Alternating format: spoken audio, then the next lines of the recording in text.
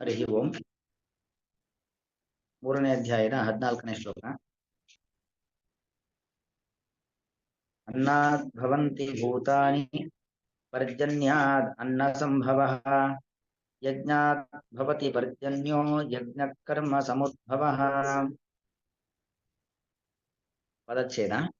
ಅನ್ನಾತ್ ಭವಂತಿ ಭೂತಾನಿ ಪರ್ಜನ್ಯಾತ್ ಅನ್ನ ಸಂಭವಃ ಯಜ್ಞಾತ್ ಭವತಿ ಪರ್ಜನ್ಯಃ ಯಜ್ಞಃ ಕರ್ಮ ಸಮುದ್ಭವಃ. ಇದು ಜಗಚ್ಚಕ್ರವನ್ನ ನಿರೂಪಣೆ ಮಾಡತಕ್ಕಂಥ ಒಂದು ಶ್ಲೋಕ. ಅಂದ್ರೆ ಈ ಜಗತ್ತು, ಅಲ್ಲಿ ಇರುವಂತಹ ಪಂಚಭೂತಗಳು ಮತ್ತು ಆ ಪಂಚಭೂತಗಳಿಂದ ಏನೇನು ಕ್ರಿಯೆಗಳಾಗತ್ತೆ, ಜಗತ್ತು ಯಾವ ರೀತಿಯಲ್ಲಿ ನಡೆಯುತ್ತೆ, ಅದೆಲ್ಲವನ್ನು ಕೂಡ ನಿರೂಪಣೆ ಮಾಡತಕ್ಕಂಥ ಒಂದು ಶ್ಲೋಕ ಈ 14 ಮತ್ತು 15ನೇ ಶ್ಲೋಕ.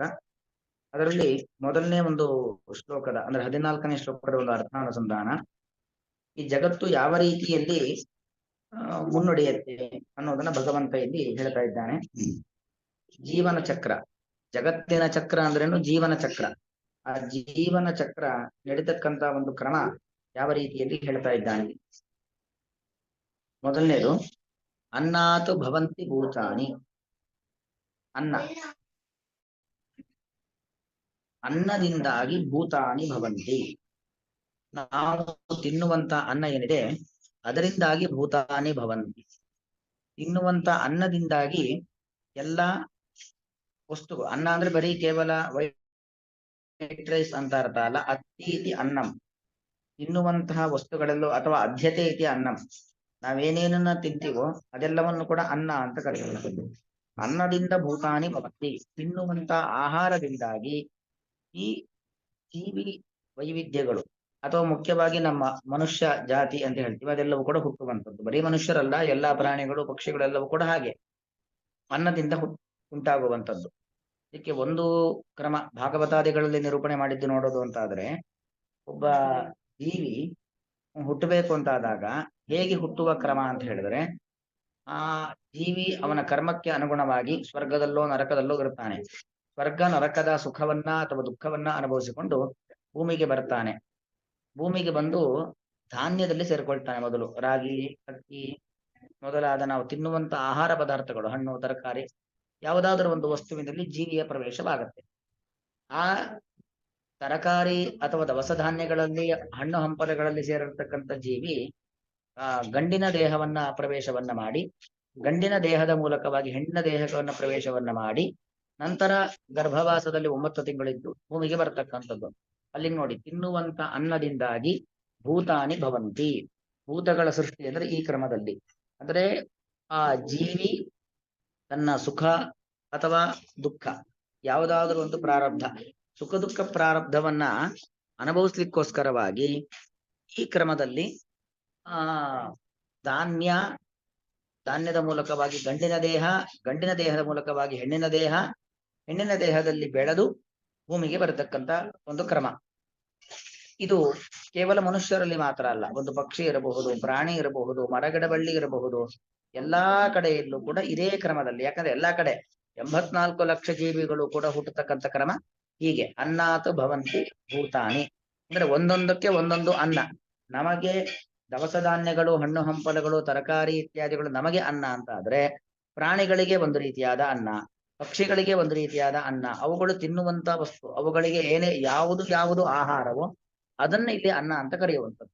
ಹಾಗೆ ಅಂತಹ ಅನ್ನದಿಂದಾಗಿ ಭೂತಾನಿ ಭವಂತಿ, ಎಲ್ಲ ಜೀವಿಗಳ ಸೃಷ್ಟಿಯಾಗತ್ತೆ. ಅನ್ನಾತು ಭವಂತಿ ಭೂತಾನಿ.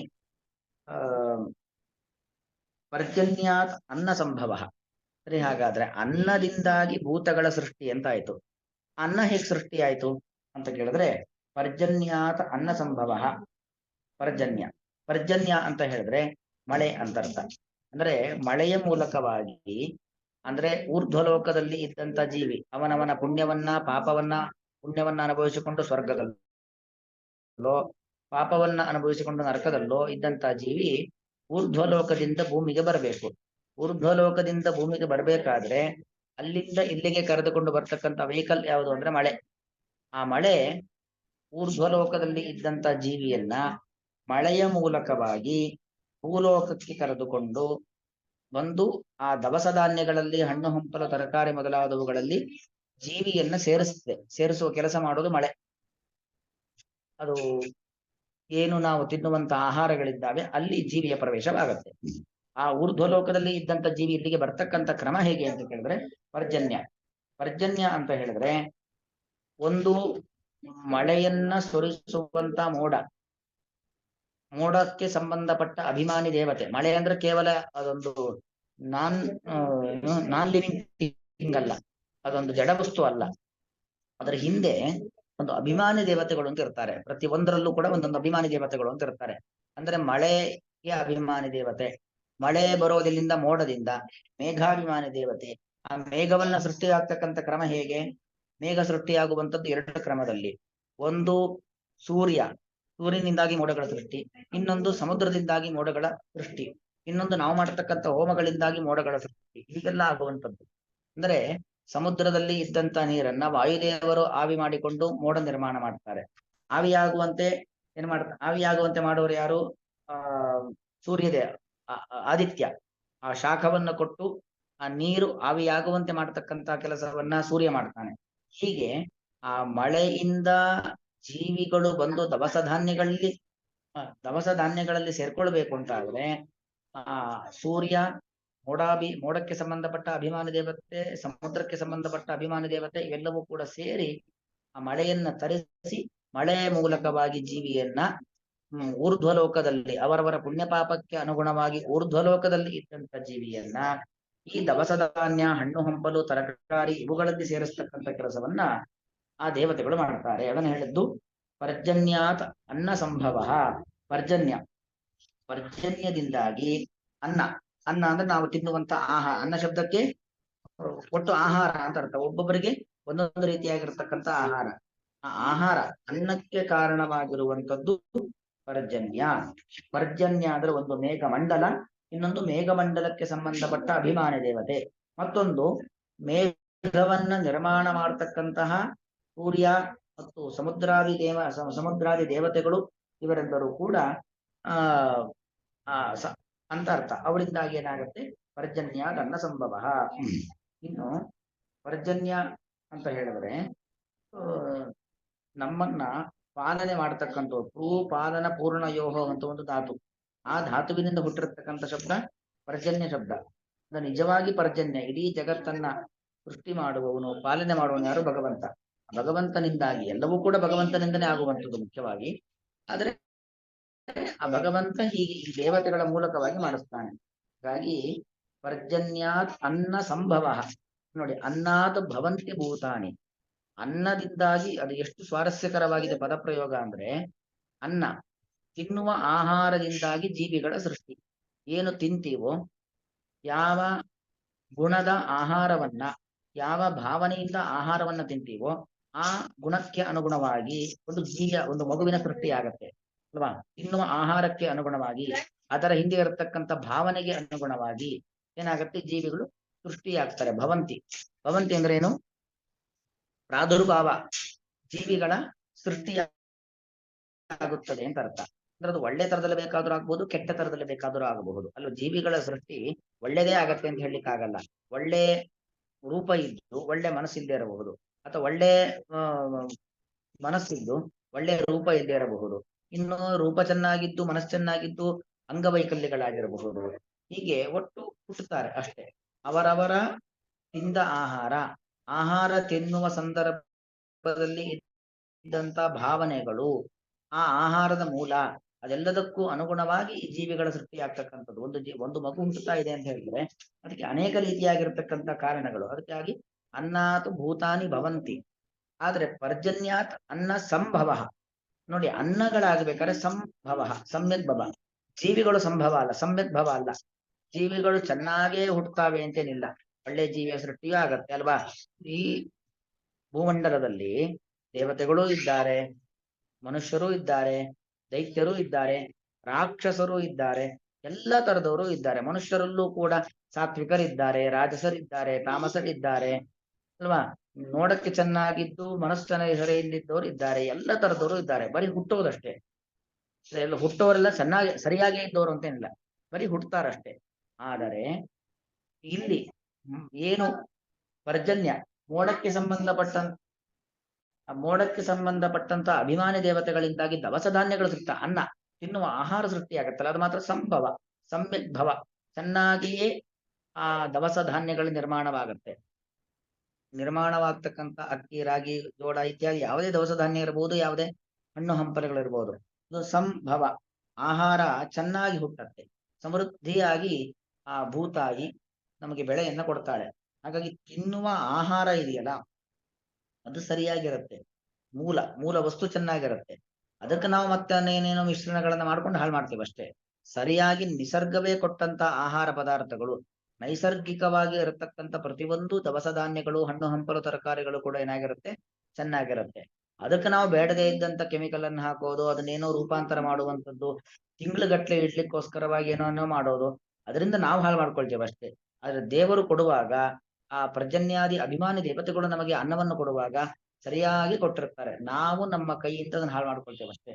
ಹಾಗಾಗಿ ಪರ್ಜನ್ಯಾತ್ ಅನ್ನ ಭವ ಅಲ್ಲ, ಅನ್ನ ಸಂಭವ, ಸಮ್ಯಕ್ ಭವ, ಚೆನ್ನಾಗಿ ಹುಟ್ಟುತ್ತದೆ ಅನ್ನೋದು ಇದರ ಅಭಿಪ್ರಾಯ. ಪರ್ಜನ್ಯಾತ್ ಅನ್ನ ಸಂಭವ, ಇದು ಆ ಸಂಭವ ಎಂತಕ್ಕಂಥ ಪದದ ಹಿಂದೆ ಇರತಕ್ಕಂಥ ಅಭಿಪ್ರಾಯ. ಇನ್ನು ಯಜ್ಞಾತ್ ಭವತಿ ಪರ್ಜನ್ಯ, ಸರಿ. ಹಾಗಾದ್ರೆ ಅನ್ನದಿಂದ ಭೂತಗಳ ಸೃಷ್ಟಿ, ಅನ್ನ ಸೃಷ್ಟಿ ಹೇಗಾಯ್ತು? ಪರ್ಜನ್ಯದಿಂದಾಗಿ ಅನ್ನ ಸೃಷ್ಟಿ ಅಲ್ವಾ? ಆ ಪರ್ಜನ್ಯ ಮಳೆ ಹೇಗೆ ಬಂತು ಅಂತ ಹೇಳಿದ್ರೆ, ಯಜ್ಞಾತ್ ಭವತಿ ಪರ್ಜನ್ಯ, ನಾವು ಮಾಡತಕ್ಕಂಥ ಯಜ್ಞಯಾಗಾದಿಗಳು, ನಾವು ಮಾಡುವಂತ ಹೋಮ ಹವನಗಳೇನಿದ್ದಾವೆ, ಅದು ಕೇವಲ ನಮ್ಮ ಸ್ವಾರ್ಥಕ್ಕಲ್ಲ, ಅದರಿಂದ ಪ್ರಕೃತಿಗೂ ಕೂಡ ಸಹಕಾರವಿದೆ. ಅದಕ್ಕೆ ನೋಡಿ, ಸಾಮಾನ್ಯವಾಗಿ ಒಂದು ಹೋಮ ಹವನಗಳನ್ನ ಮಾಡಿದಾಗ ಒಂದು 4 ಹನಿ ಮಳೆ ಬಿತ್ತು ಅಂತ ಹೇಳಿದ್ರೆ ಅದು ಶುಭ ಸೂಚಕ. ನಾವು ಮಾಡಿದಂತಹ ಯಜ್ಞ ಅದು ಪರಿಪೂರ್ಣವಾಗಿದೆ, ಭಗವಂತ ಅದನ್ನ ತೆಗೆದುಕೊಂಡಿದ್ದಾನೆ, ಅದು ತೃಪ್ತವಾಗಿದೆ ಅನ್ನೋ ಅಭಿಪ್ರಾಯ ಅದರ ಹಿಂದೆ, ಅಥವಾ ನಮಗೆ ಅದು ಫಲವನ್ನು ಕೊಡುವಂತದ್ದಾಗತ್ತೆ ಅನ್ನೋ ಎಲ್ಲ ಸೂಚನೆಗೆ. ಅಂತೂ ಯಜ್ಞಾತ್ ಭವತಿ ಪರ್ಜನ್ಯ, ಯಜ್ಞದಿಂದಾಗಿ ಪರ್ಜನ್ಯ. ಮನುಸ್ಮೃತಿಯಲ್ಲಿ ಒಂದು ಮಾತು ಬರುತ್ತೆ, ಅಗ್ನೋ ಪ್ರಸ್ಥಾಹುತಿ ಸಮ್ಯಕ್ ಆದಿತ್ಯಂ ಉಪತಿಷ್ಠತಿ ಆದಿತ್ಯಾತ್ ಜಾಯತೆ ವೃಷ್ಟಿ ವೃಷ್ಟೇರನ್ನಂ ತತ ಪ್ರಜಾ ಅಂತ. ಇದೇ ಒಂದು ಅಭಿಪ್ರಾಯವನ್ನು ಕೊಡ್ತಕ್ಕಂಥ ಅಗ್ನೋ ಪ್ರಾಸ್ಥಾಹುತಿ ಅಥವಾ ಪ್ರಸ್ಥಾಹುತಿ. ನಾವೇನು ಅಗ್ನಿಯಲ್ಲಿ ಸಮಿದೆ, ತುಪ್ಪ, ಅನ್ನ, ಪರಮಾನ್ನ, ಎಳ್ಳು ಮೊದಲಾದ ಪದಾರ್ಥಗಳನ್ನ ಆಹುತಿ ಕೊಡ್ತೀವಿ ಅಗ್ನಿಯಲ್ಲಿ. ಅಗ್ನಿಯಲ್ಲಿ ಕೊಟ್ಟಿರತಕ್ಕಂಥ ಆಹುತಿಗಳಿಂದಾಗಿ ಅದೇನಾಗತ್ತೆ, ಆ ಆಹುತಿಗಳೆಲ್ಲವೂ ಕೂಡ ಸಮ್ಯಕ್ ಆದಿತ್ಯ ಉಪತಿಷ್ಠತೆ, ಹೋಗಿ ಸೂರ್ಯನ ಕಡೆ ಸೇರ್ಕೊಳ್ಳತ್ತಂತೆ. ಅಗ್ನಿಯಲ್ಲಿ ಕೊಟ್ಟಂತಹ ಆಹುತಿಗಳೆಲ್ಲವೂ ಕೂಡ ಅದು ಹೊಗೆ ಮೂಲಕವಾಗಿ, ನಾವು ಕೊಡುವಂಥದ್ದು ತುಪ್ಪ ಇತ್ಯಾದಿ ಆಹುತಿಗಳಾದರೂ ಕೂಡ ಅಗ್ನಿಯಿಂದ ಬರತಕ್ಕಂಥ ಧೂಮ, ಹೊಗೆ ಏನಿದೆ, ಹೊಗೆ ಹೋಗಿ ಎಲ್ಲಿಗೆ ಸೇರುತ್ತೆ, ಸೂರ್ಯನ ಕಡೆಗೆ ಹೋಗಿ ಸೇರುತ್ತೆ. ಆದಿತ್ಯಂ ಉಪತಿಷ್ಠತಿ ಆದಿತ್ಯಾತ್ ಜಾಯತೆ ವೃಷ್ಟಿ, ಆ ಸೂರ್ಯ ಏನ್ ಮಾಡ್ತಾನೆ, ಕೆಳಗಿದ್ದಂತಹ ಆ ಧೂಮವನ್ನ ತೆಗೆದುಕೊಳ್ತಾನೆ, ಮತ್ತು ಸಮುದ್ರ, ನದಿ, ಕಾಲುವೆ, ಕೆರೆ, ಬಾವಿ ಇತ್ಯಾದಿ ಜಲದ ಮೂಲದಲ್ಲಿ ಇದ್ದಂತ ನೀರನ್ನು ಕೂಡ ತೆಗೆದುಕೊಳ್ತಾನೆ. ತೆಗೆದುಕೊಂಡು ಆ ಧೂಮದ, ಯಜ್ಞ ಧೂಮ ಮತ್ತು ನೀರು ಎರಡನ್ನೂ ಸೇರಿಸಿಕೊಂಡು ಏನ್ ಮಾಡ್ತಾನೆ, ಮೋಡವನ್ನಾಗಿ ನಿರ್ಮಾಣ ಮಾಡುತ್ತಾನೆ. ಆ ಮೋಡದಿಂದ ನಮಗೇನಾಗುತ್ತೆ, ಮಳೆ ಬರುತ್ತೆ. ಹೀಗೆ ಅಲ್ಲಾಗ್ತಕ್ಕಂಥ ಕ್ರಮ. ಅಂದ್ರೆ ಯಜ್ಞದಿಂದಾಗಿ ಪರ್ಜನ್ಯ, ಹೋಮದಿಂದಾಗಿ ಮಳೆ ಅಂದ್ರೆ ಈ ಕ್ರಮ. ನಾವು ಕೊಟ್ಟಂತ ಆಹುತಿ ಸೂರ್ಯಮಂಡಲವನ್ನ ಸೇರಿ, ಸೂರ್ಯನ ಮೂಲಕವಾಗಿ, ಸೂರ್ಯಮಂಡಲದ ಮೂಲಕವಾಗಿ, ಅಲ್ಲಿಯ ಶಾಖದ ಮೂಲಕವಾಗಿ ಮೋಡಗಳ ನಿರ್ಮಾಣವಾಗಿ, ಆ ಮೋಡಗಳಿಂದ ಮಳೆ ಬರ್ತಕ್ಕಂಥ ಒಂದು ಕ್ರಮ. ಆಮೇಲೆ ಆ ಮಳೆಯಿಂದಾಗಿ ಮತ್ತೆ ಏನಾಗುತ್ತೆ, ಅನ್ನ, ಬೆಳೆಯಿಂದಾಗಿ ಮತ್ತೆ ಪ್ರಜೆಗಳು ಆಗ್ತಕ್ಕಂಥ ಕ್ರಮ. ಯಜ್ಞಾತ್ ಭವತಿ ಪರ್ಜನ್ಯ, ಯಜ್ಞದಿಂದಾಗಿ ಪರ್ಜನ್ಯ ಶಬ್ದಕ್ಕರ್ಥ ಏನು, ಮಳೆ ಅಂತ ಅರ್ಥ. ಅಥವಾ ಯಜ್ಞನಾಮಕನಾಗಿರ್ತಕ್ಕಂಥ ಭಗವಂತ, ಅವನಿಂದ ಪರ್ಜನ್ಯ ದೇವತೆಗಳು, ಮಳೆಗೆ ಸಂಬಂಧಪಟ್ಟ ದೇವತೆಗಳು ಹುಟ್ಟುತ್ತಾರೆ. ಅದಾದ್ಮೇಲೆ ಸರಿ, ಹಾಗಾದ್ರೆ ಯಜ್ಞ ಹೇಗೆ ಹುಟ್ಟಿತು? ಯಜ್ಞ ಕರ್ಮ ಸಮುದ್ಭವ, ಯಜ್ಞ ಅನ್ನೋದು ಕರ್ಮದಿಂದ ಹುಟ್ಟಿತು, ಕರ್ಮದಿಂದಾಗಿ ಉದ್ಭವ. ಅಂದ್ರೆ ನೋಡಿ, ಇಲ್ಲಿ ಒಂದು ನಮಗೆ ಯಜ್ಞವು ಒಂದು ಕರ್ಮ, ಆ ಯಜ್ಞ ಹುಟ್ಲಿಕ್ಕೆ ಕಾರಣವಾಗಿರತಕ್ಕಂಥದ್ದು ಕೂಡ ಕರ್ಮ. ಅಲ್ಲಿ ಏನ್ ಹೇಳ್ದಂಗಾಯ್ತು ಅಂತ ಹೇಳಿದ್ರೆ, ಕರ್ಮದಿಂದಾಗಿ ಕರ್ಮದ ಉತ್ಪತ್ತಿ ಅನ್ನೋದನ್ನು ಕೃಷ್ಣ ಹೇಳ್ತಾ ಇದ್ದಾನೆ. ಕರ್ಮದಿಂದಾಗಿ ಕರ್ಮದ ಉತ್ಪತ್ತಿ ಅಂದ್ರೆ ಏನ್ ಇದರ ಹಿನ್ನೆಲೆ, ಇದರ ಅಭಿಪ್ರಾಯ ಏನು ಅಂತ ಹೇಳಿದ್ರೆ, ಒಂದು ಹೋಮ ಮಾಡಬೇಕು ಅಂತ ಹೇಳಿದ್ರೆ ಸುಮ್ಮನೆ ಒಂದು ಹೋಮ ನಿರ್ಮಾಣ ಆಗೋದಿಲ್ಲ. ನಾವು ಇದ್ದಕ್ಕಿದ್ದಂಗೆ ಹೋಮ ಮಾಡ್ಲಿಕ್ಕಾಗತ್ತಾ? ಅಲ್ಲಿ ಒಂದು ಹೋಮ ಮಾಡಬೇಕು ಅಂತ ಆದ್ರೆ ಹೋಮ ಮಾಡಬೇಕು ಅನ್ನೋ ಮಾಡಿಸ್ಬೇಕು ಎಂಬತಕ್ಕಂಥ ಇಚ್ಛೆ ಯಜಮಾನನಿಗೆ ಬರಬೇಕು. ಯಜಮಾನನಿಗೆ ಇಚ್ಛೆ ಬಂದು ಕೂಡಲೇ ಆಗೋದಿಲ್ಲ. ಆ ಹೋಮ ಮಾಡಿ, ಹೇಗೆ ನಮಗೆ ಕಾಯಿಲೆ ಬಂದ್ರೆ ಆ ಕಾಯಿಲೆ ಪರಿಹಾರ ಆಗಬೇಕು ಅನ್ನೋ ಅದೃಷ್ಟ ನಮ್ಮಲ್ಲಿ ಇದ್ರೆ ಒಳ್ಳೆಯ ವೈದ್ಯರು ಸಿಗ್ತಾರೆ, ಒಳ್ಳೆಯ ರೀತಿಯಲ್ಲಿ ಆ ಕಾಯಿಲೆ ಪರಿಹಾರವಾಗತ್ತೆ. ಆ ಕಾಯಿಲೆ ಪರಿಹಾರವಾಗ್ತಕ್ಕಂತ ಒಂದು ಅದೃಷ್ಟ ನಮ್ಮಲ್ಲಿ ಇಲ್ಲ ಅಂತ ಆದಾಗ ವೈದ್ಯರು ಸರಿಯಾಗಿ ಸಿಗದೆ ಆ ಕಾಯಿಲೆ ಉಲ್ಬಣವಾಗಬಹುದು, ಅಥವಾ ಆ ಕಾಯಿಲೆ ನಮ್ಮನ್ನೇ ನಾಶ ಮಾಡಬಹುದು, ಏನ್ ಬೇಕಾದ್ರೂ ಆಗ್ಬಹುದು. ಅಂದ್ರೆ ಪ್ರತಿಯೊಂದರ ಹಿಂದೆಯೂ ಕೂಡ ಒಂದು ಅದೃಷ್ಟ. ನಮ್ಮ ಪುಣ್ಯ ಚೆನ್ನಾಗಿದ್ರೆ ಮಾತ್ರ ನಮ್ಗೆ ಒಳ್ಳೆಯದು ಸಿಗತ್ತೆ. ಹಾಗೆ ಒಂದು ಯಜ್ಞ ಮಾಡಬೇಕು ಅಂತ ಒಬ್ಬ ಯಜಮಾನನಾಗಿರ್ತಕ್ಕಂಥ ನಮಗೆ ಇಚ್ಛೆ ಬಂದ ಕೂಡಲೇ ನಮ್ಗೆ ಒಳ್ಳೆ ಪುರೋಹಿತರು ಸಿಗಬೇಕು ಅಂತ ಏನಿಲ್ಲ ಅಲ್ವಾ? ಎಲ್ಲಾ ವರ್ಗದಲ್ಲೂ ಎಲ್ಲಾ ಕಡೆಯಲ್ಲೂ ಎಲ್ಲಾ ತರದವರು ಇರ್ತಾರೆ. ಪೌರೋಹಿತ್ಯ ಅನ್ನುವಂಥದ್ದು ಒಂದು ಶ್ರೇಷ್ಠ ವೃತ್ತಿಯಾಗಿದ್ರೂ ಕೂಡ ಅದನ್ನ ಒಳ್ಳೆ ಭಕ್ತಿ ಭಾವನೆಯಿಂದ ಮಾಡತಕ್ಕಂಥವ್ರು ಎಷ್ಟು ಜನ ಇದ್ದಾರೆ ಅಲ್ವಾ? ಯಾರೋ 100ರಲ್ಲಿ 10 ಜನ ಸಿಗ್ಬೋದಷ್ಟೇ. ಹಾಗಾಗಿ ಒಳ್ಳೆ ಭಕ್ತಿಯಿಂದಾಗಿ ಏನು ಪ್ರಸನ್ನ ಮನಸ್ಸಿನಿಂದಾಗಿ ಯಜ್ಞಾದಿ ಪ್ರಕ್ರಿಯೆಗಳನ್ನು ನಡೆಸಬೇಕು.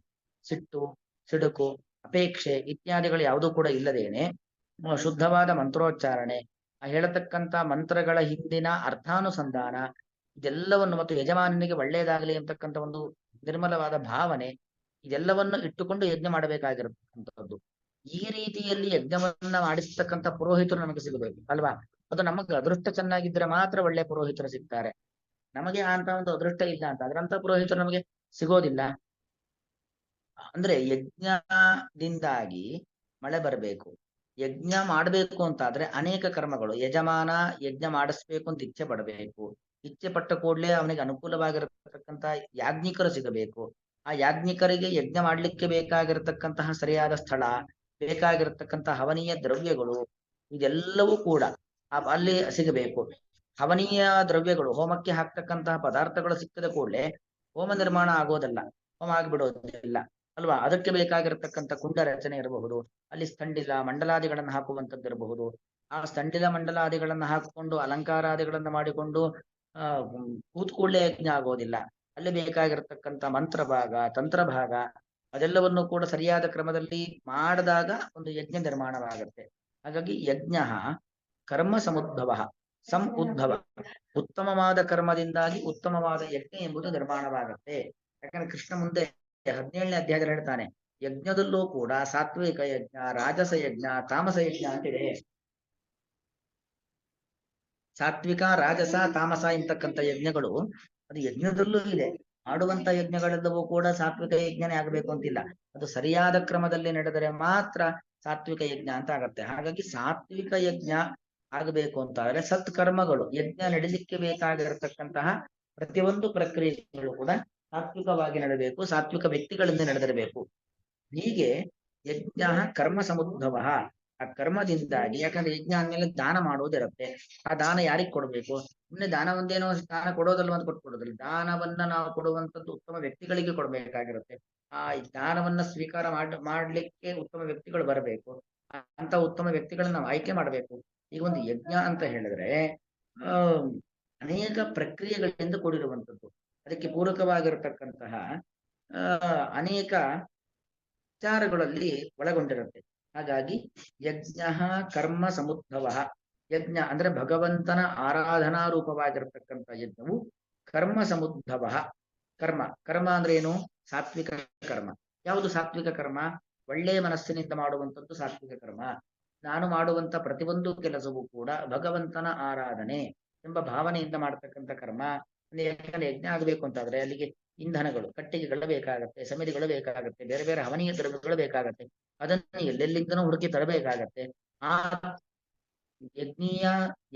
ಯಜ್ಞ ಸಾಮಗ್ರಿಗಳ ಸಂಗ್ರಹ ಇದೆಯಲ್ಲ, ಸಂಗ್ರಹ ಮಾಡುವುದು ಕೂಡ ಒಂದು ಭಗವಂತನ ಪೂಜೆ. ಈ ಭಾವನೆಯಿಂದಾಗಿ ಯಜ್ಞ ಸಾಮಗ್ರಿಗಳನ್ನ ತರಬೇಕಾಗತ್ತೆ.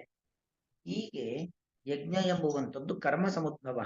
ಕರ್ಮ ಅಂದ್ರೆ ಭಗವಂತನ ಪೂಜೆ ಅಥವಾ ಭಗವಂತನಿಗೆ ಅರ್ಪಣೆ ಮಾಡ್ತಾ ಇದ್ದೇನೆ ಎಂಬ ಒಂದು ಭಾವನೆಯಿಂದ ಮಾಡತಕ್ಕಂತ ಕೆಲಸ ಇದೆಯಲ್ಲ, ಆ ಕರ್ಮದಿಂದಾಗಿ ಯಜ್ಞ ಸಂ ಉದ್ಭವ ಚೆನ್ನಾಗಿ ಹುಟ್ಟುತ್ತೆ, ಚೆನ್ನಾಗಿ ನಿರ್ಮಾಣವಾಗತ್ತೆ ಅನ್ನೋದು ಇದರ ಅಭಿಪ್ರಾಯ.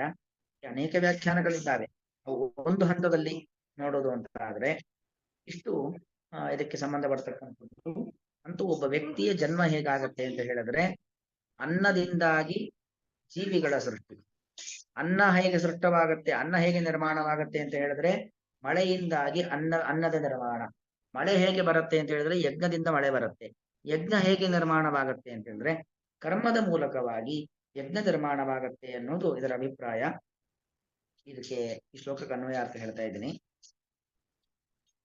ಭೂತಾನಿ ಎಲ್ಲಾ ರೀತಿಯಾಗಿರುವಂತ ಜೀವಿಗಳ ಸೃಷ್ಟಿಯು, ಜೀವಿ ಸೃಷ್ಟಿ ಅಂದ್ರೆ ಆತ್ಮ ನಿರ್ಮಾಣ ಅಂತಲ್ಲ, ಆತ್ಮಕ್ಕೆ ದೇಹದ ಸಂಪರ್ಕ ಬರುವಂಥದ್ದು. ಆತ್ಮ ನಿತ್ಯ, ನಾವು 2ನೇ ಅಧ್ಯಾಯದಲ್ಲಿ ನೋಡಿದ್ದೇವೆ.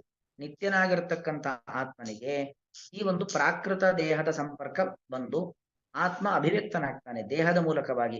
ಇದು ಮನುಷ್ಯ ದೇಹ ಇರಬಹುದು, ಪ್ರಾಣಿ ದೇಹ ಇರಬಹುದು, ಪಕ್ಷಿ ದೇಹ ಇರಬಹುದು, ಮರ ಗಿಡ ಬಳ್ಳಿ ಕ್ರಿಮಿ ಕೀಟ ಸರೀಸೃಪ ಇತ್ಯಾದಿ 84 ಲಕ್ಷ ಪ್ರಕಾರದ ಜೀವ ವೈವಿಧ್ಯತೆಯಲ್ಲಿ ಯಾವುದೋ ಒಂದು ದೇಹ, ಯಾವುದೋ ಒಂದು ದೇಹದ ಮೂಲಕವಾಗಿ ಆತ್ಮ ಅಭಿವ್ಯಕ್ತನಾಗಬೇಕು ಅಂತಾದ್ರೆ, ಆತ್ಮನು ಅಭಿವ್ಯಕ್ತನಾಗಬೇಕು ಅಂತಾದ್ರೆ ಅದಕ್ಕೆ ಕಾರಣವಾಗಿರತಕ್ಕಂಥದ್ದು ಯಾವುದು? ಅದಕ್ಕೆ ಕಾರಣವಾಗಿರುವಂಥದ್ದು ಅನ್ನ.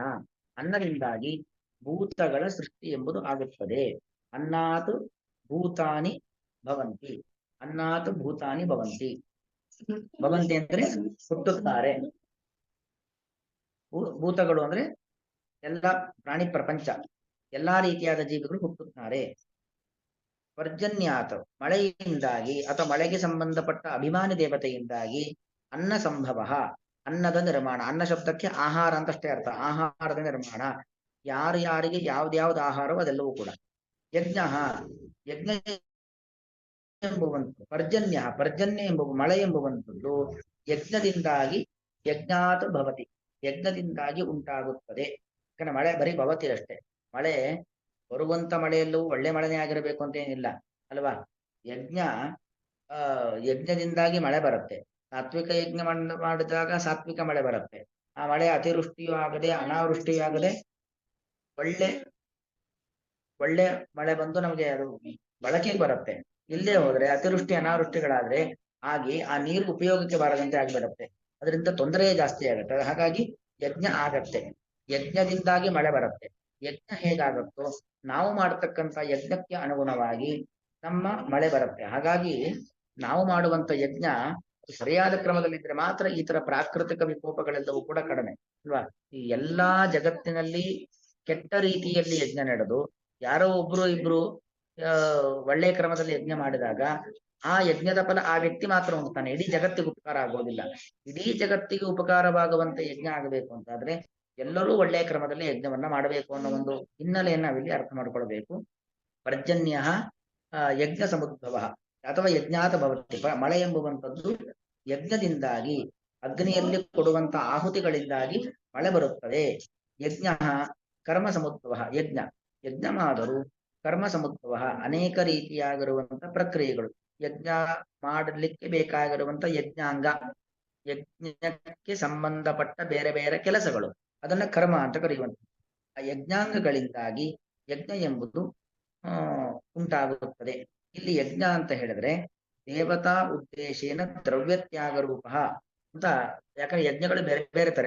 ತಪಸ್ಸು ಮಾಡೋದು ಒಂದು ಯಜ್ಞ, ಧ್ಯಾನ ಮಾಡೋದು ಯಜ್ಞ, ದಾನ ಮಾಡೋದು ಒಂದು ಯಜ್ಞ, ಬೇರೆ ಬೇರೆ ತರ ಯಜ್ಞಗಳಿದ್ದಾವೆ. ಈ ಜಗತ್ ಚಕ್ರದಲ್ಲಿ ಬಂದಿರತಕ್ಕಂಥ ಯಜ್ಞ ಅಂದರೆ ದೇವತೆಗಳನ್ನ ಉದ್ದೇಶಿಸಿಕೊಂಡು ಅಗ್ನಿಯಲ್ಲಿ ಏನು ಆಹುತಿಯನ್ನ ಕೊಡುತ್ತೇವೆ ಅದು ಯಜ್ಞ ಅನ್ನೋ ಒಂದು ಅಂಶವನ್ನ ರಾಯರು ತಮ್ಮ ವ್ಯಾಖ್ಯಾನದಲ್ಲಿ ಸ್ಪಷ್ಟಪಡಿಸ್ತಾರೆ.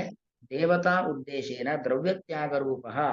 ದೇವತೆಗಳನ್ನ ಉದ್ದೇಶಿಸಿಕೊಂಡು ನಾವೇನು ಅನೇಕ ಪದಾರ್ಥಗಳನ್ನ, ಅನೇಕ ವಸ್ತುಗಳನ್ನ ಅಗ್ನಿಯಲ್ಲಿ ಆಹುತಿ ಕೊಡ್ತೀವೋ ಆ ಯಜ್ಞ.